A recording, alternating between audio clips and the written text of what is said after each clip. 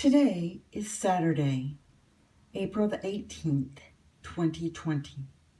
I am Julie Hankinson, and this is the view out my window. Well, we had some rough storms today, and the water is all muddy from being churned up because it was really some high winds, and we had the waves crashing against the seawall. And it was beautiful and tempestuous, and then now it's all calm, and like I said, the water's all muddy, but it'll clear up. These things always do. Sort of like our economy and our lives right now. We're all going through the storms, and it's all getting muddied and confused, and we're being tossed about daily by new news and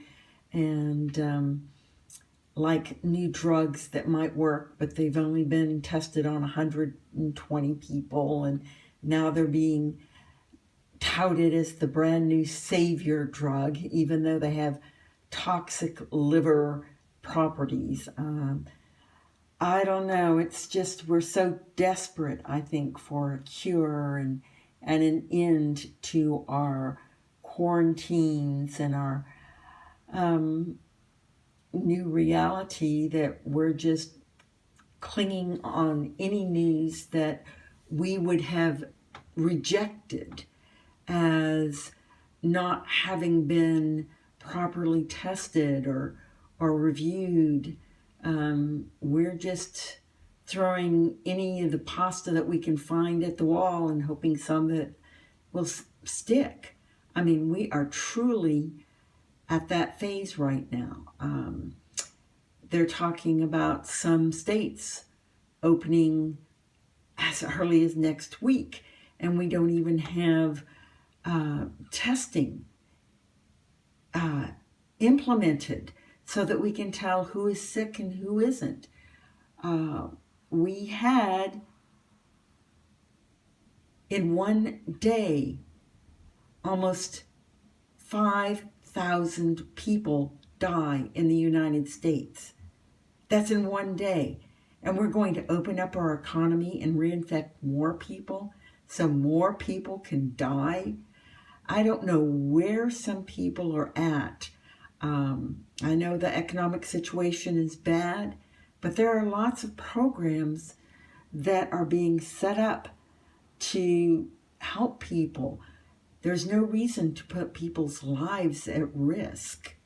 And I really feel that I know we're all antsy about getting back to normal and opening up restaurants and bars and all this stuff that we took for granted before the great lockdown. And yes, that is what it is being called now, is the great lockdown. I guess the great reset wasn't enough for them. But so now we're it's being called the great lockdown. And I know we want to get back, but there's no reason to sacrifice people's lives to do this. I mean, 5,000 people a day. All right, so we're talking 150,000 people in 1 month just because we want to get the economy back on track. You know, these are people's lives. You don't just willy-nilly say, oh, we got to work the economy. And again, this is all my opinion. This is me just really just saying this has gotten out of hand.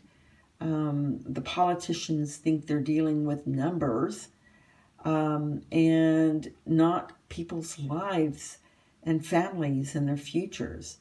These are not lab rats that are being sacrificed in clinical trials.